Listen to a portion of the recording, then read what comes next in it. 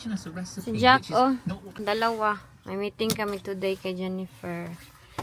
So, mayroong maraming ganap sa Pilipinas. Aray ko. Kalimutan ko yung susi.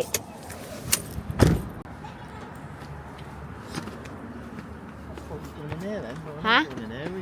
No, JJ's going there. Jessica, they might go crazy with you. You're there.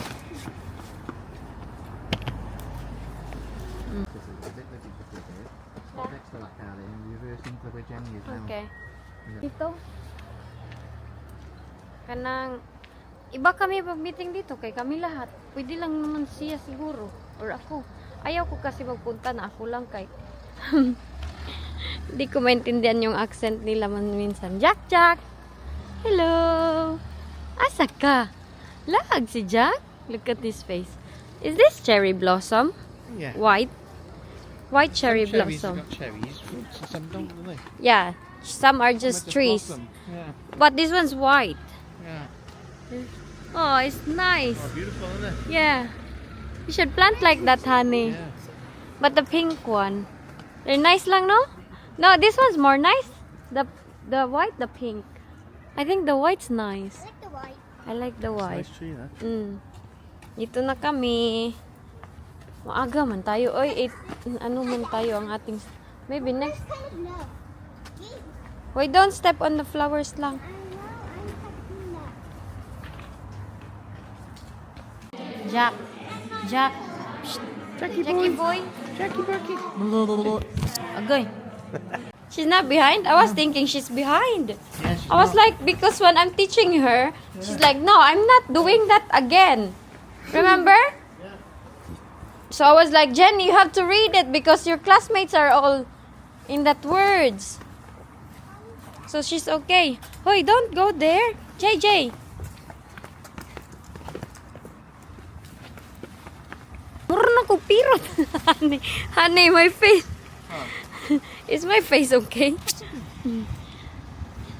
Ding! Look at Jack. Jockey boy.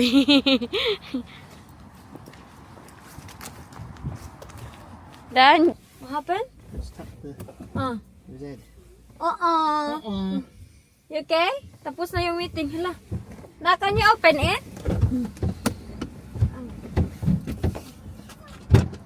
Can you open it for her, please? Akala ko behind na si Jenny kay pag tinuturuan ko yan magbasa. What's sticky juice? Sticky juice is the food. Is it? Can you have it? I want it. I want sticky. Hello, will I not roll, honey? Naman po si Jack. Meron akong very exciting news sa inyo. Promise. Si Jack, uy, nisaka na. Palagi na yan siyang umakyat sa hagdanan. Ali kay mama. Big akong belly. Buras inday. Asarin natin yung asarin natin yung naggalit sa akin na wagan daw, ako yung tawag nito, para daw akong aso na palaging nagpapaganon daw. Kay anak lang daw ng anak yung aking na-achieve sa buhay. Hoy! Don't you ever know the heaven gonna fall for you. Pag mayroon ka maraming anak, it's a big blessing. Madaming matao gusto magkaanak. So, wag niyong maliitin na mag-anak ng anak. Malaking blessing yan siya. Bahala na akong buhok. May good news po ako sa inyo.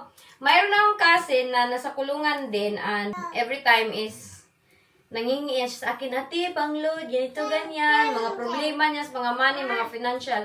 Chat niya ako. And we found out na lately, kambal pala yung binubuntis ng kanyang jowa. Promise. Pero si Kate ngayon is nandun sa aking uncle. If you remembered, nandun ako nagstay. Nandun siya. So, 4 na yung anak nila instant. 2 lalaki, tapos 2 babae na twin. Sobrang cute na. Mamit ni mo ang baby. Ay, hindi pa pala, babe. I don't know kung kailan yung due date ni Kate, pero buntis siya na before na hindi pa nalaman ng matao, ganito lang yung tiyan niya, ganyan. Akalain mo, mag 9 months na siya, ganyan. Sobrang liit, pero nung nalaman na, biglaan siyang lumubo ng ganyan. Nya pag ultrasound kay twins man. As in, very happy ako. Nakita ko ang picture kagabi.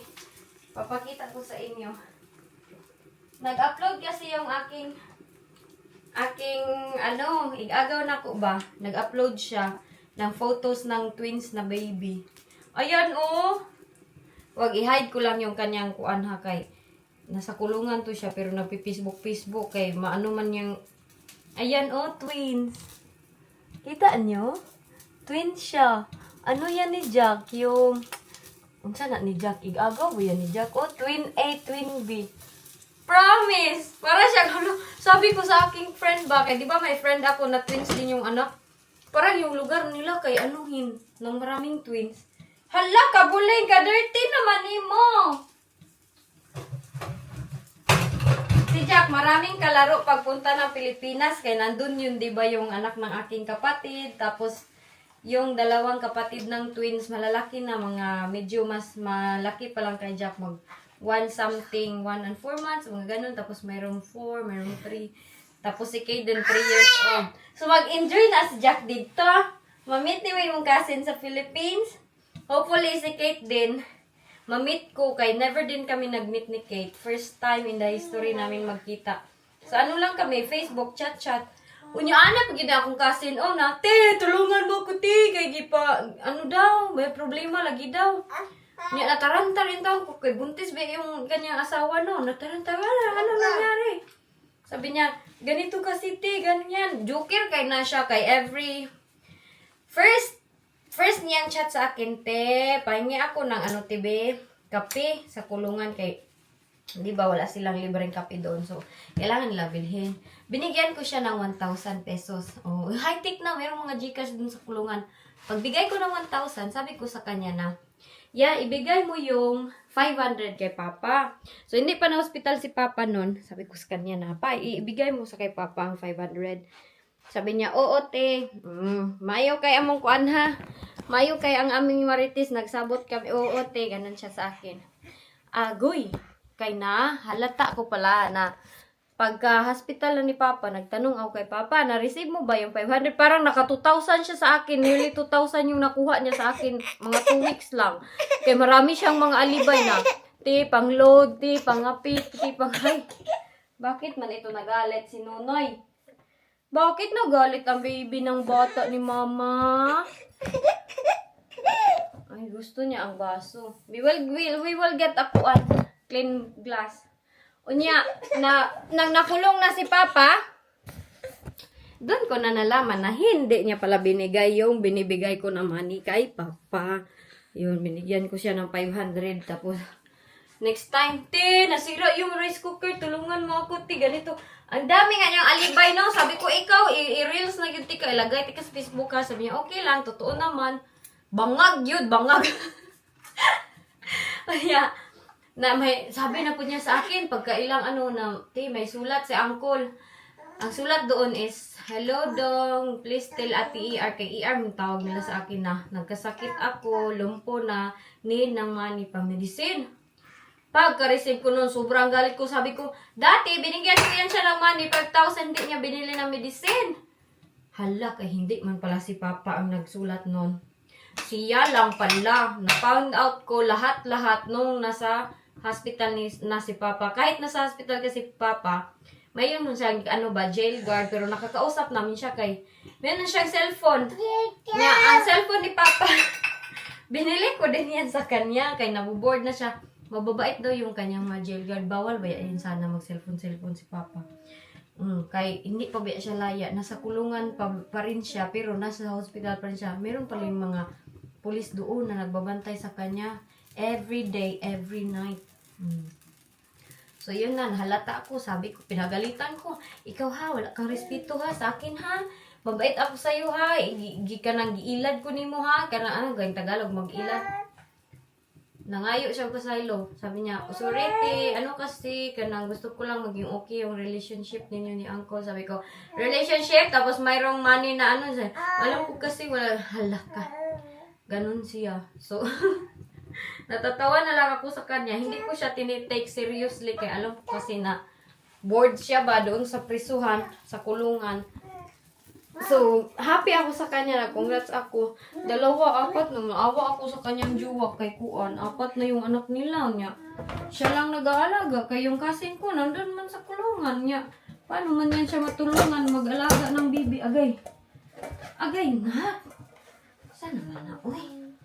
Ako gano'n po mo. Si Jessica, si Jenny, nandun nag-aral.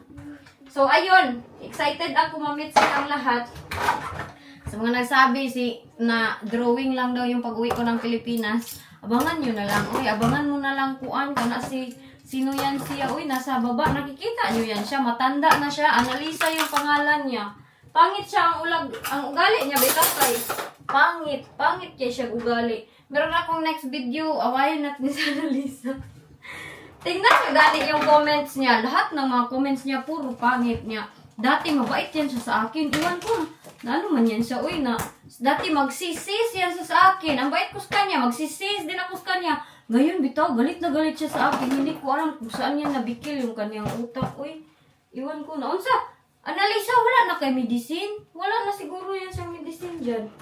Kung ano lang yung sinasabi niya sa akin. Before, sinabi niya na, para daw akong aso, gusto ko lang daw na magpaganyan-ganyan kay Wayne, magpaanana ba? Kay anak lang daw ng anak pa more. Mga masasakit na salita yung binabaton niya sa akin. Pero dati, nahiyaan ko lang. Ngayon, high blood ako kay nakabasa ako ng comment ba? I-chika ko sa inyo sa next vlog. Nakabasa ako ng comment niya na sobrang worst talaga na hindi matake ng aking Kuan. Goodness and kindness to the respect of Analisa, hindi naging matake. Galit ako sa kanya gyud kaya ang comment niya below the belt as in. Abangan nyo gani meron akong video na Kuan, binasa ko yung most of the time hindi ko yan siya pinapatulan. Pero ngayon sumusubra naman si Analisa. Uy, bigyan yung medicine si Analisa kay parang kulang siya ng aruga ay parang ano siya, wala siyang happiness. Yeah. Judgmental, na maritis na ano na ba siya? Tiguang na. Matanda na sana pero walang buot. Ang buot kay iwan ko saan napunta yung kanyang buot. Balik natin yan dyan. Ate. Ote.